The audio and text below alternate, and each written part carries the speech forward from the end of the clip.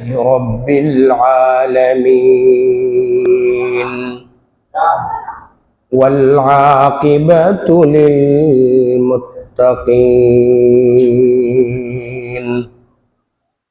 والصلاة والسلام على سيد المرسلين وعلى آله وأصحابه أجمعين. أعوذ بالله من الشيطان الرجيم. بسم الله الرحمن الرحيم. إنا أنزلناه في ليلة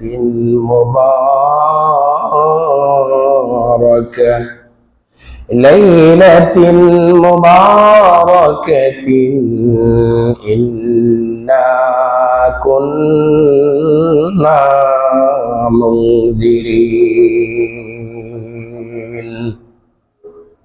وقال الله تعالى إن الله وملائكته يصلون على النبي يا أيها الذين آمنوا صلوا عليه وسلموا تسليما.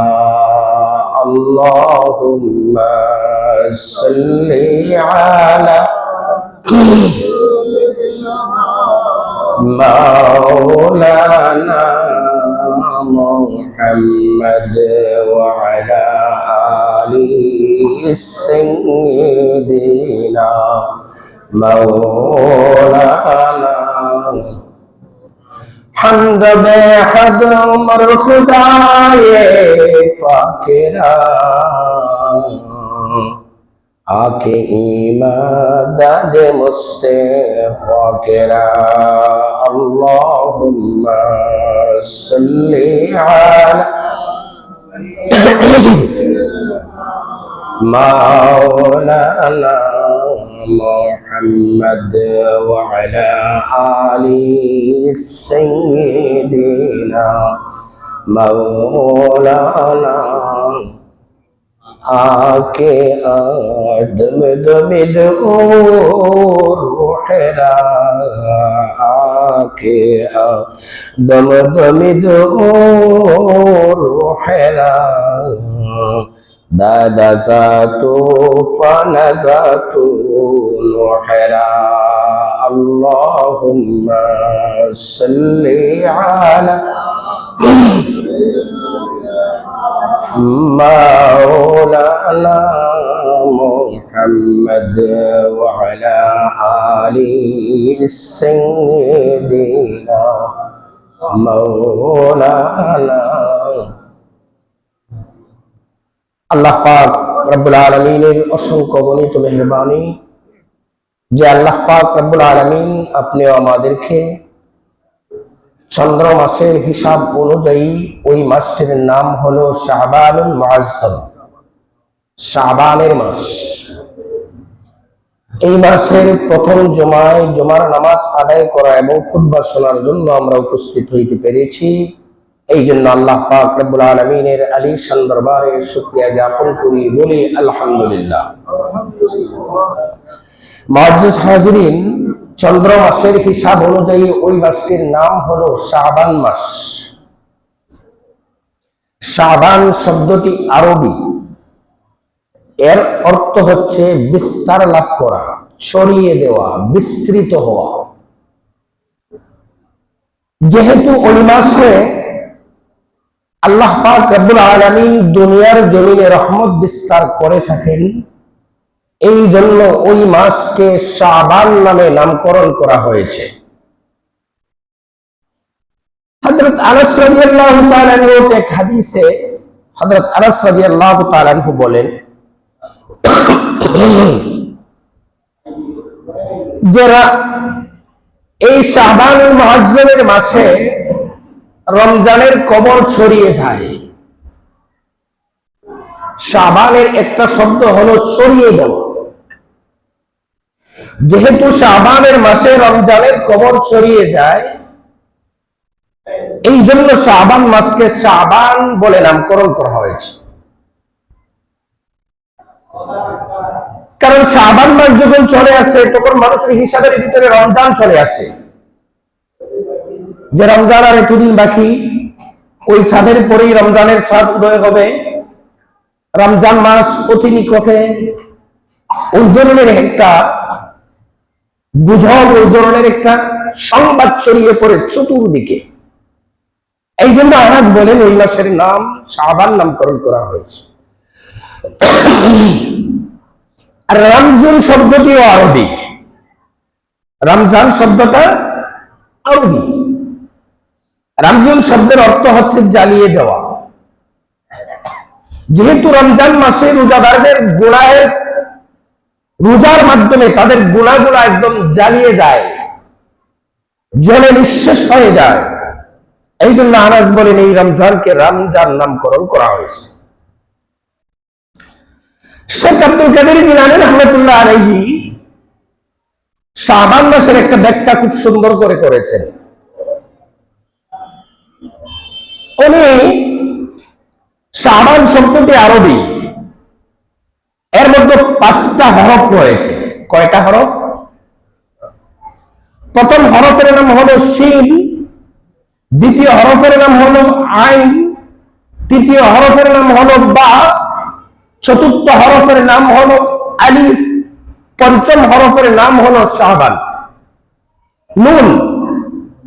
5টা হরফ মিলিয়া একটা শব্দ হয় শাবান।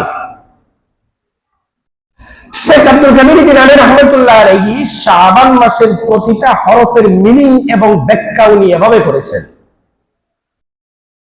উনি বলেন, আরবিতে শিন শব্দ দিয়ে বোঝানো হচ্ছে শারফুন। আরবিতে শারফুন শব্দের অর্থ হচ্ছে মর্যাদা। আর আরবিতে আইন শব্দ দ্বারা বোঝানো হচ্ছে উলুমুন। আরবিতে উলুমুন শব্দের অর্থ হচ্ছে সমৃদ্ধি। আর আরবিতে বা শব্দের দ্বারা, বা হরফের দ্বারা বোঝানো হয়েছে বিররুন। একটা হরফ দিয়ে একটা শব্দ বানিয়েছেন। বা দিয়ে বোঝানো হচ্ছে বিররুন। বিররুন শব্দের অর্থ হচ্ছে নেকি। আর আরবিতে আলিফ শব্দ দ্বারা শেখ আব্দুল কাদের জিলানী রাহমাতুল্লাহ আলাইহি বলেন, আলিফ শব্দ দ্বারা বোঝানো হয়েছে উলফাতুন। আলিফ দিয়ে একটা শব্দ গঠন করছেন উনি, উলফাতুন। উলফাতুন শব্দের অর্থ হচ্ছে মহব্বত, ভালোবাসা। নুন হরফের দ্বারা উনি একটা শব্দ গঠন করেছেন। উনি বলেছেন নুন দ্বারা শব্দ হলো নূরুন। নূরুন শব্দের অর্থ হলো আলো। এইভাবে প্রতিটা হরফের ব্যাখ্যা এবং মিনিং উনি করে সর্বশেষ একটা বাক্যে পরিণত করেছেন। কয়েকটা শব্দ মিলে একটা বাক্য হয়। উনি একটা বাক্য পরিণত করেছেন যে কোনো মানুষ যদি শাবানুল মুআজ্জমের মাসে বেশি বেশি করে ইবাদত বন্দেগী করে, তাহলে আল্লাহ পাক রব্বুল আলামিনের পক্ষ থেকে তাকে সম্মান, সমৃদ্ধি, নেকি, আল্লাহর ভালোবাসা এবং ঈমানের নূর দান করবেন। সুবহানাল্লাহ বলবেন না? কোন মানুষ যদি শাবান মাসে ইবাদত বন্দেগী করে, আল্লাহ তার সম্মান বাড়িয়ে দিবেন, সমৃদ্ধি বাড়িয়ে দিবেন এবং নেকি দান করবেন। আল্লাহর ভালোবাসা অন্তরের মধ্যে জাগ্রত করে দিবেন। ঈমানের দৌলতের নূর আল্লাহ তাকে দান করবেন। রাসূল কারীম সাল্লাল্লাহু আলাইহি ওয়াসাল্লাম তার হাদিসের মধ্যে বলেন, শাবানু শাহরি রমাজানু শাহরুল্লাহ। রাসূল বলেন, শাবান হচ্ছে আমার মাস আর রমজান হচ্ছে আল্লাহর মাস। শাবান আমার মাস, শাবানু শাহরি। রাসূল নিজের দিকে শাবানটাকে ইজাফত করেছেন, সম্বন্ধ করেছেন। আমরা জানি যে যার সঙ্গে তার সম্বন্ধ থাকে, আমার সম্বন্ধ যদি ভালো মানুষের সঙ্গে হয় তাহলে মানুষ আমাকে ভালো বলেই গণ্য করবে, ঠিক না বেটি? আমার সম্বন্ধ যদি সম্ভ্রান্ত মানুষের সাথে হয় আমাকে মানুষ সম্ভ্রান্ত বলেই সম্বোধন করবে। আল্লাহ রাসূল সাল্লাল্লাহু আলাইহি ওয়াসাল্লাম শাবানকে নিজের দিকে ইঙ্গিত করেছেন এবং বলেছেন, শাবানু শাহরি, শাবান আমার মাস। যে জিনিস তার প্রিয়জনের সাথে সম্বন্ধ হয় ওই জিনিসের সম্মান বাড়িয়ে যায়। মুহাম্মদুর রাসূলুল্লাহ সাল্লাল্লাহু আলাইহি ওয়াসাল্লাম ছিলেন পৃথিবীর সবচেয়ে বড় সম্মানী ব্যক্তি, ঠিক না বেটি? এবং রাসূলের সাথে একজনের গোলামীর সম্বন্ধ ছিল। রাসূলের খরিদা গোলাম ছিল, তার নাম ছিল যায়েদ বিন হারেসা। যায়েদ বিন হারেসা, যায়েদ বিন হারেসার গোলামীর সম্বন্ধটা ছিল রাসূলের সাথে। হাদিসের মধ্যে আসছে যায়েদ বিন হারেসার গোলামীর সম্বন্ধ রাসূলের সাথে হওয়ার কারণে আল্লাহ পাক রব্বুল আলামিন যায়েদ বিন হারেসার সম্মান এত বেশি বাড়িয়ে দিলেন, দুনিয়ার রাজা বাদশার চাইতেও যায়েদ বিন হারেসার মূল্য অনেক অনেক বেশি। এটা কিসের কারণে হলো? সম্বন্ধের কারণে। এটা কিসের কারণে হলো? যায়েদ বিন হারেসা রাসূলের খরিদা গোলাম, কিনা গোলাম। গোলামের কোনো সম্মান থাকে না, কিন্তু সম্মানী একজন ব্যক্তির সাথে তার গোলামের সম্বন্ধ হয়ে যাওয়ার কারণে আল্লাহ পাক রব্বুল আলামিন তার সম্মান এত বেশি বাড়িয়ে দিয়েছেন যে দুনিয়ার রাজা বাদশার চাইতেও যায়েদ বিন হারেসার মূল্য বেশি। আপনারা দেখেন পৃথিবীতে অনেক মসজিদ আছে না? কিন্তু একটা মসজিদ রাসূলের সাথে সম্বন্ধ। বলেন তো দেখি এই মসজিদটার নাম কি? মসজিদে নববী। মসজিদে নববী, নবীর মসজিদ। এই মসজিদটা নবীর সাথে সম্বন্ধ হওয়ার কারণে মসজিদের সম্মান এত বেশি বেড়ে গেল, ওই মসজিদে যদি কোনো মানুষ 1 রাকাত নামাজ পড়ে আল্লাহ তাআলা আমল নামায় 500 রাকাত নামাজের সওয়াব দিবেন। এই হলো একটা রওয়ায়াত। আরেকটা রওয়ায়াত হলো, যদি কোনো মানুষ এই নবীর মসজিদে নববীতে 1 রাকাত নামাজ পড়ে আল্লাহ তাআলা আমল নামায় 50,000 রাকাত নামাজের সওয়াব দিবেন। আচ্ছা, এই মসজিদে নামাজ পড়ার মর্যাদাটা এত বাড়ালো কেন? ওই মসজিদের সম্বন্ধটা রাসূলের সহিত, সম্মানী মানুষের সহিত, সম্মানী মাখলুকের সহিত সম্বন্ধ হয়ে যাওয়ার কারণে মসজিদের সম্মান বাড়িয়ে গেছে। তাহলে শাবানের সম্বন্ধ যদি রাসূলের সাথে হয় এর সম্মান বাড়বে না কমবে? এর সম্মান বাড়বে না কমবে? বাড়বে। হযরত আনাস রাদিয়াল্লাহু তাআলা আনহু বলেন, শাবান মাস, রজব, শাবান, রমজান, 3টা মাস আল্লাহর কাছে এত বেশি প্রিয়, উনি কম্পেয়ার করেছেন যে শাবানের মর্যাদা এত বেশি, রজবের মর্যাদা এত বেশি, যেমন কোরআন একটা কিতাব, ঠিক না বেটি? পৃথিবীতে আরো অনেক গ্রন্থ এবং কিতাব আছে না? কোরআনের সমান হবে? কোরআনের সমান হবে না। আনাস বলেন ওই 3টি মাসকে আল্লাহ ওইভাবে বাছাই করছেন, রজব মাসটাকে বলেছেন যেমন কোরআনের মর্যাদা সকল কিতাবের উপরে, যেমন রজবের মর্যাদা রমজান ছাড়া সকল মাসের চাইতে এমন। তাহলে রজব মাসের মর্যাদা আছে না নাই? রজব মাস কিন্তু আমাদের কাছ থেকে চলে গেছে।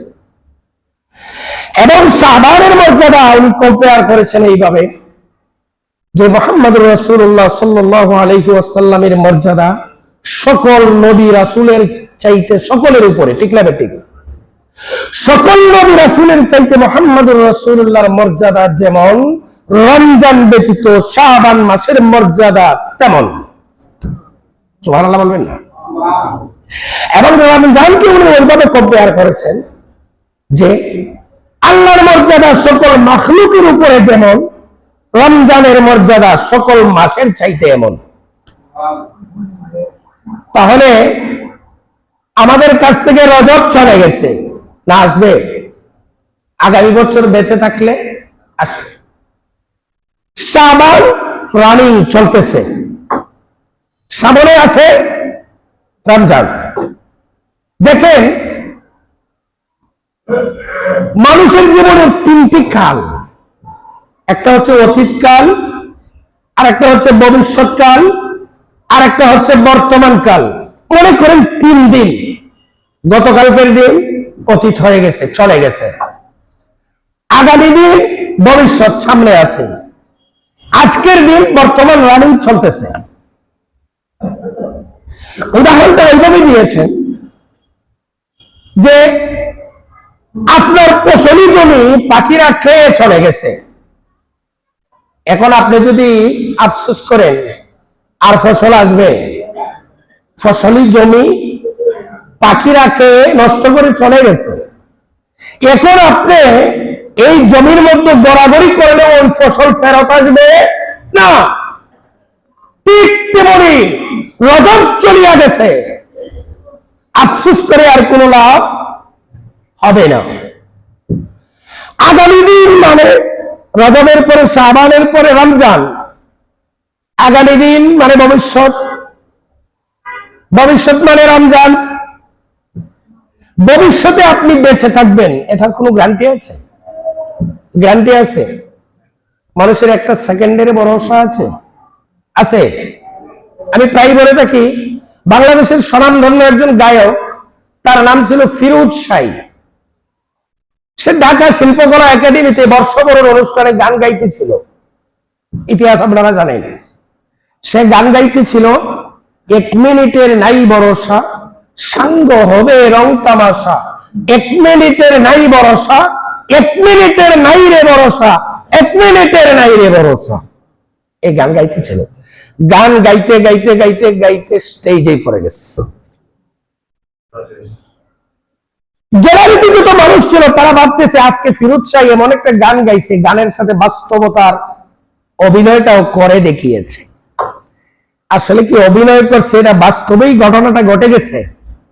এরা তো বুঝে না। গ্যালারিতে মানুষ ভাবতেছে অভিনয়টা বাস্তবে করছে, কিন্তু অভিনয় করছে না, বাস্তবেই সেই ঘটনাটা ঘটে গেছে। 1 মিনিটের যে ভরসা নাই, বাস্তবিক ওই আল্লাহ নগর যে ফিরোজ শাহী মুখ দিয়ে গান গাইতেছিল, ওই ফিরোজ শাহীকে আল্লাহ 1 সেকেন্ডের ভিতরে দুনিয়া থেকে বিদায় করে দিয়ে পৃথিবীর মানুষকে দেখিয়ে দিচ্ছেন, এই ফিরোজ শাহী 1 মিনিটের নাই ভরসা গান গাইলো, তাকেই আমি 1 মিনিটের ভিতরে নিয়ে গেলাম। দুনিয়ার মানুষ তুমি সচেতন হয়ে যাও, দুনিয়ার মানুষ তুমি সজাগ হয়ে যাও, আগামী দিন তুমি বেঁচে থাকবে, আগামী দিন তুমি বেঁচে থাকবে, এর কোনো গ্যারান্টি নেই। চলে গেল। এখন রজব চলে গেছে, রমজান সামনে আসতেছে। শয়তান কিন্তু আমাদেরকে ধোঁকা দেয়, রমজান আসতেছে, রমজান আসলে খুব ভালোভাবে আল্লাহকে ধরার মতো ধরবে। শাবান মাসের ভিতরে যা করার কইরালা, সুদ যা খাইবার খাইয়ালা, ইন্টারেস্ট শাবান মাসের ভিতরে লইলা। আর রমজানের 1 তারিখ থেকে ইল্লা মাশাআল্লাহ আর কোনো কথা নাই, মসজিদ, ঘর, কোরআন, রোজা, ইবাদত। এই ধরনের তারিখ করে, ওই ধরনের প্রবঞ্চনা দিয়ে প্রতারণা করে শয়তান আমাদেরকে ধোঁকা দেয়। আল্লাহ বলেন, তুমি ভবিষ্যতের চিন্তা তুমি করো না। রমজান পর্যন্ত আপনি বেঁচে থাকবেন আর রমজানে ইবাদত বন্দেগী করবেন, এর কোনো গ্যারান্টি আছে? নাই। এজন্য হাদিসের মধ্যে আসছে, সাহাবায়ে কেরাম বলেন, রজব চলে গেছে, রমজান আসতেছে, এটার কোনো গ্যারান্টি নাই। রমজান পর্যন্ত পৌঁছতে পারবো, এটার কোনো গ্যারান্টি নাই। অতীত নিয়েও আমি আফসোস করব না, ভবিষ্যতের জন্য আমি চিন্তা করব না, বর্তমান সময়টাকে আমি কাজে লাগাবো। এই জন্য বর্তমান কোনটা? শাবান মুআজ্জমের মাস। এই বর্তমান শাবান মাসটাকে আমি কাজে লাগিয়ে রমজানের জন্য একদম প্রিপারেশন নেব, শাবানের ভিতরে আমি একদম পবিত্র হয়ে যাব। আমার জমিনে খুব বেশি আগাছা। আচ্ছা বলেন তো দেখি, বৈশাখ মাস পর্যন্ত যদি আমি জমি নিড়ানি না দেই, আগাছা দমন না করি, আমি বৈশাখ মাসে ভালো ফসল ওঠানোর আশা করতে পারি? আশা করতে পারি? কারণ আগাছাও আমার জমিনের ফসল খেয়ে ফেলবে। ঠিক তেমনি আপনার গুনাহযুক্ত ময়লা শরীর নিয়ে আপনার দেহের গুনাহ, আপনার চোখের গুনাহ, আপনার কানের গুনাহ, আপনার হাতের গুনাহ, আপনার পায়ের গুনাহ, সারাটি অঙ্গ প্রত্যঙ্গ গুনার নাজ্জাসাতে অপবিত্র হয়ে আছে। গুনার নাজ্জাসাতে আপনার সারাটা শরীর ভরে গেছে। এখন রমজানের আগে আগে আপনার এই গুনাহযুক্ত শরীরটাকে একদম পবিত্র করে খালি করতে হবে। রমজানের রহমত বিস্তৃত হওয়ার মাসে রহমত যেন আমার অন্তরে স্থান পায়। আমার কৌটা যদি ভর্তি থাকে গুনার দ্বারা, রহমত আসার সুযোগ হবে না। এই জন্য শাবান মাসে আমি বেশি বেশি ইবাদত বন্দেগী করে আল্লাহর কাছে তওবা করে, নফল রোজা রেখে আল্লাহর কাছে তওবা করে আমাকে পবিত্র হয়ে যেতে হবে। রাসূল করিম সাল্লাল্লাহু আলাইহি ওয়াসাল্লাম শাবান মাস আসলে খুব বেশি রোজা রাখতেন। আম্মা জানা আয়েশা রাদিয়াল্লাহু তাআলা আনহা বলেন, ইয়া রাসূলুল্লাহ, ইয়া হাবিবাল্লাহ, শাবান মাস আসলে আপনি একটু রোজা রাখেন কেন? আপনার চেহারা বিবর্ণ হয়ে যায়, স্বাস্থ্য শুকিয়ে যায়, একটু রোজা কেন আপনি শাবান মাস আসলে রাখেন? আল্লাহ রাসূল সাল্লাল্লাহু আলাইহি ওয়াসাল্লাম বলেন, ও আয়েশা, তুমি জানো না আগামী 1 বছর পর্যন্ত যত মানুষ দুনিয়া থেকে বিদায় হবে তাদের নামের তালিকা শাবান মাসে করা হবে, এবং আগামী 1 বছর পর্যন্ত যত মানুষ দুনিয়াতে আসবে তাদের নামের তালিকাও শাবান মাসে করা হবে। আমি শাবান মাসে রোজা এই জন্য বেশি রাখি, কারণ আমার মৃত্যুর তালিকাটা যদি ওই শাবান মাসে হয়ে যায়, যেই সময় আমার মৃত্যুর তালিকাটি হয় ওই সময় যেন আমি রোজা অবস্থায় থাকি। কারণ আল্লাহ রাসূল হাদিসের মধ্যে বলেন, তাহইয়াউনা কামা তামুতুনা ওয়া তামুতুনা কামা তাহইয়াউনা। যার দুনিয়ার জীবন যে অবস্থায় হবে তার মরণও সে অবস্থায় হবে, তার মরণও সে অবস্থায় হবে। আমি এটা বাস্তব অনেক দেখেছি। জান্নাত তো দানের বেলা, আমি ছোটবেলা থেকে দেখেছি আমার এলাকায় লাভের লাভ, লাভ লাভ লাভ লাভ লাভ, দুই এগুলো বলতো। মৃত্যুর সময় সে সক্রাতে পড়ে আছে, আমরা গেলাম দেখার জন্য। তো আমি বারবার দেখতেছি তার টুকটা নড়তেছে আর যেন বলতেছে লাভ লাভ লাভ লাভ, দুই। কারণ মানুষের জীবন যাপন যে অবস্থায় হয়, মৃত্যুর তুফান যখন তার মধ্যে শুরু হয়ে যায়, মৃত্যুর সমস্যা যখন তার মধ্যে শুরু হয়ে যায়, আজরাইলের প্রতিশ্রুতি যখন তার সামনে বেশি উঠে, তখন যে আমলটি দুনিয়াতে বেশি করত ওই আমলটিই তার সামনে চলে আসে, এতে কোনো ধরনের সন্দেহ নেই। আপনি আরেকটা উদাহরণ দিলে খুব সহজভাবে বুঝতে পারবেন। একটা যুবক স্কুল কলেজ অথবা ভার্সিটিতে লেখাপড়া করে, সবসময় ইংলিশে কথোপকথন করে, তো সে প্রায় মাই গড বা ওই জাতীয় শব্দ ব্যবহার করে। হঠাৎ করে হুচট খেয়ে পড়ে গেছে রাস্তায়, তার মুখ থেকে অনাকাঙ্ক্ষিত ভাবে বের হয়ে গেছে মাই গড। বলে কি বলে না? আরেকজন দিনদার আল্লাহওয়ালা মুত্তাকি মানুষ রাস্তা দিয়ে হাসতেছে, হঠাৎ করে সে হুচট খেয়ে পড়ে গেছে, তার মুখ থেকে অনাকাঙ্ক্ষিত ভাবে বের হয়ে গেছে ইন্না লিল্লাহি ওয়া ইন্না ইলাইহি রাজিউন।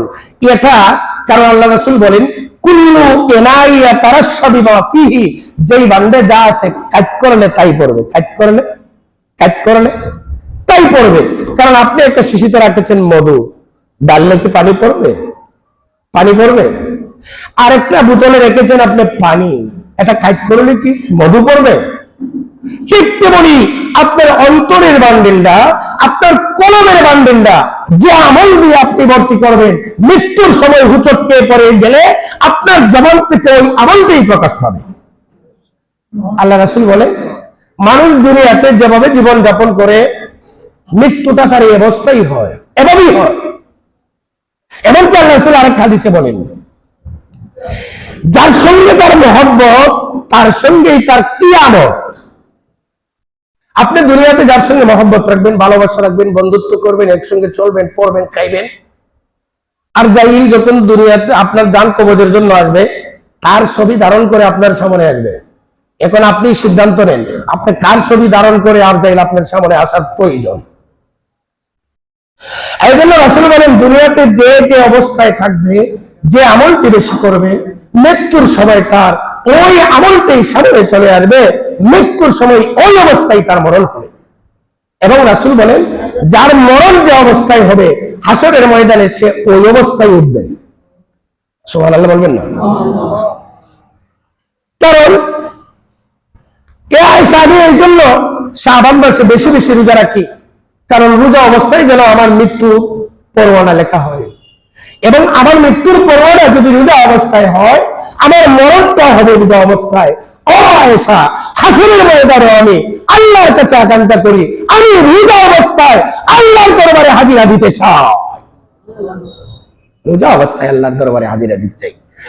এই জন্য মুআজ্জিজ হাজিরিন, আর অবহেলা নয়, বৎসর পরিক্রমায় চলে গেছে বৎসর, সামনে রমজান, এই শাবানুল মুআজ্জমের ভিতরে এই যুবক তুমি নিজেকে পবিত্র করে ফেলো, শাবানুল মুআজ্জমের ভিতরে আল্লাহর কাছে তওবা করে তুমি ফিরে যাও রে যুবক, রমজান তোমার জন্য অপেক্ষা করছে, রমজান তোমার জন্য অপেক্ষা করছে। তুমি আল্লাহর কাছে তওবা করো, তুমি আল্লাহর খালেস বান্দা হয়ে যাও, তুমি আল্লাহর প্রিয় বান্দা হয়ে যাও। রমজানুল মুবারক যখন আসবে তোমার প্রতিটি চোখের ফোঁটার পানিগুলা আল্লাহ পাক রব্বুল আলামিন জমা করে রেখে তোমাকে নাজাতের জরিয়া করে দেবেন। মুআজ্জিজ হাজিরিন, এই জন্য আমরা যেন এই শাবানুল মুআজ্জমের মাসটাকে ভালোভাবে কাজে লাগাই। যা হোক, আপনারা জানেন রাষ্ট্রীয়ভাবে আমাদেরকে একটা ইনস্ট্রাকশন দেওয়া হচ্ছে বাংলাদেশের সকল ইমাম, মুয়াজ্জিন এবং খতিবদেরকে। সেটা হচ্ছে রাষ্ট্রীয়ভাবে আমাদেরকে ইনস্ট্রাকশন দেওয়া হচ্ছে গণভোটের ব্যাপারে কথা বলা, রাষ্ট্রীয় অধিকার। আপনারা জানেন আমাদের 24 পূর্ববর্তী আমাদের অবস্থা 17 বছর পর্যন্ত আমাদের ভোটের অধিকার হরণ করে নিয়ে গিয়েছিল, আমরা ভোট দিতে পারি নাই, অধিকার আমরা প্রয়োগ করতে পারি নাই, আমাদের অধিকারকে খর্ব করেছিল। গণ অভ্যুত্থান এবং ছাত্র আন্দোলনের মাধ্যমে, দেশের জনগণের গণ অভ্যুত্থানের মাধ্যমে এটা আমরা রক্ষা করেছি। এই জন্য গণভোটে আমাকে হা জয়যুক্ত করতে হবে, গণ অভ্যুত্থানের স্বীকৃতির জন্য আমাকে হা জয়যুক্ত করতে হবে। বলবেন আমরা হা জয়যুক্ত করলে দেশের জনগণের লাভ কি হবে? আপনারা জানেন এটা গণতন্ত্রের দেশ। আপনারা কি বলেন by the people, of the people, for the people, জনগণ সকল ক্ষমতার উৎস। এটা হয়তো ইসলাম বলে না, ইসলাম বলে by the Allah, for the Allah, of the Allah, সকল ক্ষমতার উৎস আল্লাহ। যা হোক, এই গণতন্ত্রের দেশে সকল ক্ষমতার উৎস যদি জনগণ হয়, তাহলে জনগণের হাতে এই বাংলাদেশের চাবি। জনগণ নির্ধারণ করবে হা ভোটের মাধ্যমে দেশ কোন দিকে ডাইভার্ট হবে। জনগণ হা ভোটের মাধ্যমে প্রতিবাদ জানাবে, আর কোনদিন আমরা নতুন করে কোন স্বৈর শাসকের চেহারা বাংলাদেশ দেখতে চাই না। আপনি হা ভোট দিলে বোঝা গেল আপনি আর কোন নতুন স্বৈর শাসক বাংলাদেশে দেখতে চান না। নাম্বার 2, আপনারা জানেন যারা ভোটে বিপুল ভোটে বিজয়ী হয়ে সংসদে যায়, তারা সংসদে গিয়ে একনায়কতান্ত্রিক অবস্থা চালু করে ফেলে। অথচ গণতন্ত্রের দেশে সরকারি দল এবং বিরোধী দল, সরকারি দল ক্ষমতায় যাবে, বিরোধী দল হবে ছায়া সরকার, দুই দলের সমন্বয়ে একটা প্রাণবন্ত সংসদ হবে। কিন্তু আমাদের বাংলাদেশের অবস্থাটা এমন, বিরোধী দলকে কোণঠাসা করে রাখা হয়, বিরোধী দলের কোন মতের কোন মূল্য দেওয়া হয় না, কোন মূল্য দেওয়া হয় না। বিরোধী দলের কোন এমপি সংসদে দাঁড়িয়ে কোনো কথাও বলতে পারে না, কারণ সে যখন কথা বলতে দাঁড়ায় সঙ্গে সঙ্গে সংসদের ভিতরে হট্টগোল শুরু হয়ে যায়। ঠিক না বেটে? এই জন্য আপনি হা ভোট দিয়ে এটাকে না বলবেন। আপনি যদি হা ভোট দেন তাহলে কি হবে? বিরোধী দল থেকে স্পিকার নিয়োগ করতে হবে এবং সংসদীয় আসনের সভাপতির দায়িত্ব বিরোধী দলকে দিতে হবে, আরো অনেক দায়িত্ব বিরোধী দলকে দিতে হবে। বিরোধী দল এবং সরকারি দল মিলে একটা প্রাণবন্ত সংসদ হবে এই দেশে, এবং একচেটিয়া ভাবে সংখ্যাগরিষ্ঠ ভাবে যে দল ক্ষমতায় যাবে সংবিধান সংশোধন করতে পারত। আপনি যখন হা ভোটে ভোট দেবেন আপনি বুঝিয়ে দিবেন না তোমাদের ক্ষমতায় সংবিধান সংশোধন হবে না, সংবিধান সংশোধন করতে হলে আরেকবার হা ভোট নিয়ে ওই দেশের জনগণের মতামত নিয়ে তুমি সংবিধান সংশোধন করতে হবে। সংবিধানে নতুন কোনো আইন প্রণয়ন তুমি করতে গেলে এই দেশের জনগণের হাত নিতে হবে, এই দেশের জনগণের সাপোর্ট তোমাকে দিতে হবে। নাম্বার 3, সংবিধানের মধ্যে অনেক অসঙ্গতি রয়েছে। অসঙ্গতিপূর্ণ যে আইনগুলা আপনি যদি চান পরিবর্তন করবেন, তাহলে আপনাকে হা জয়যুক্ত করতে হবে, হা ভোটে আপনাকে ভোট দিতে হবে। যদি আপনি হা ভোটে ভোট দেন, তাহলে বোঝা গেল সংবিধান সংশোধন এবং সংস্কারের পক্ষে আপনি ভোট দিচ্ছেন। এই জন্য এই মুহূর্তে বাংলাদেশের প্রতিটি নাগরিকের জন্য উচিত আপনি ভোট দিবেন, যাকে খুশি তাকে দিবেন। এটার পক্ষ আমি না, ওই যে আগের কথার পক্ষ আমি না, of the people, by the people, for the people, এটার পক্ষ আমি না। আবার আমার ভোট আমি দেবো, যাকে খুশি তাকে দিব, এই বিষয়ে আমি আলোচনা করতে চাচ্ছি না, পরবর্তীতে সময় আসলে করব। আমার ভোট আমি দেব, যাকে খুশি তাকে দিব না। আমি চোরকেও খুশি হইলে আমি ভোট দিয়ে দিব, এটা হতে পারে না। আমি চোরকেও খুশি হয়ে ভোট দিয়ে দিব, এটা হতে পারে না। আমি একজন চোর আর একটা চোরকে সমর্থন করবো, এটা হতে পারে না। এই জন্য আমার ভোট আমি দেব, আমি ন্যায্য সৎ যোগ্য ব্যক্তিকে দেব, ন্যায্য সৎ যোগ্য ব্যক্তিকে দেব। এই জন্য হা ভোটের মাধ্যমে আপনি নির্ধারণ করবেন আগামী রাষ্ট্র কোন ধরনের হবে, আগামীর সুন্দর বাংলাদেশ আপনি কিভাবে গঠন করবেন। আগামীর সুন্দর বাংলাদেশ গঠনের জন্য আপনার হাতে সরকার চাবি দিয়ে দিচ্ছে। এই জন্য আমাদের প্রত্যেকটা মানুষের উচিত, আপনারা জানেন কয়েকদিন আগে আমাদের ধর্ম উপদেষ্টা মহোদয় হবিগঞ্জে আসছিলেন। হবিগঞ্জের সকল জেলার ইমাম মুয়াজ্জিন খতিবদেরকে নিয়ে উনি সম্মেলন করেছেন। হা ভোটের পক্ষে জয়যুক্ত করার জন্য প্রতিটি ইমাম মুয়াজ্জিন খতিবদেরকে উনি ইনস্ট্রাকশন দিচ্ছেন। আমরা একজন যোগ্য ধর্ম উপদেষ্টা পেয়েছিলাম, এই জন্য অনেক পরিবর্তন আমরা দেখেছি। ধর্ম মন্ত্রণালয়ের অনেক পরিবর্তন সুফল আমরা পেয়েছি, যোগ্য মানুষ এবং সৎ মানুষ সেই জায়গায় বসানোর কারণে। আজকে হজ এবং উমরা নিয়ে যে সিন্ডিকেট ছিল, হজ এবং উমরার সিন্ডিকেট এবং দুর্নীতি একদম জিরো টলারেন্সে চলে আসছে। এই হজ এবং উমরার মধ্যে পুরোদলের সিন্ডিকেট এবং দুর্নীতি সম্পূর্ণ অবস্থায় বন্ধ করে দিচ্ছেন। আজকে ওনার কারণে সারা বাংলাদেশের ইমাম মুয়াজ্জিন খতিবদের ব্যাপারে একটা গ্যাজেট প্রণয়ন করেছেন, এদের চাকরি একটা নীতিমালা তৈরি করেছেন, একটা গ্যাজেট আকারে এটা বের হয়ে গেছে। এটা একমাত্র হয়েছে আমরা উপযুক্ত একজন ধর্মমন্ত্রী পাওয়ার কারণে। এছাড়াও অনেক কাজ অল্প দিনের ভিতরে ধর্ম মন্ত্রণালয়ের ভিতরে যত ধরনের অসঙ্গতি ছিল, এই অসঙ্গতি গুলা কাটিয়ে সুন্দর একটা অবকাঠামো উনি প্রণয়ন করেছেন। আমরা দোয়া করি, আমরা পুরো জাতি ওনাকে দোয়া করি, আল্লাহ পাক রব্বুল আলামিন যেন এই আমাদের ধর্ম উপদেষ্টা আফম খালিদ হোসেনকে নেক হায়াত দান করেন, দীর্ঘ হায়াত দান করেন। এই জন্য আল্লাহ পাক রব্বুল আলামিন যা আমরা শুনেছি শোনাইছি, এই শাবান মাসকে যেন কাজে লাগাই এবং